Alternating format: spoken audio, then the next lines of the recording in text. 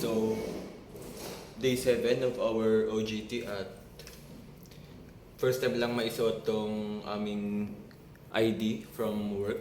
Bigay ng A+. At ayun, kakatapos lang namin sa unang system na pinagawa at we are about to start a new one naman. Kaya simulan na natin ngayong araw. Front end lang muna. Front end lang.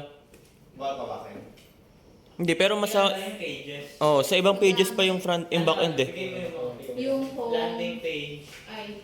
yung landing page, yung registration page. Ano yung naman registration page? Yung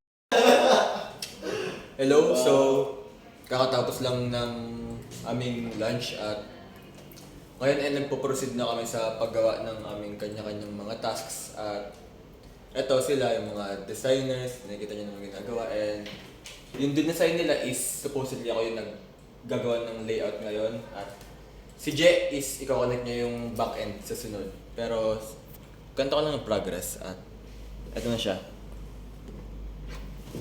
Meron tayong background video at ayan, nagawa na rin natin yung parang ano niya sa taas, navigations niya sa taas. Kaya and so far, masasabi ko namang good progress for our first day sa paggawa ng bagong system at hopefully we keep up the pace. Tumatawa yung baliw mong katabi.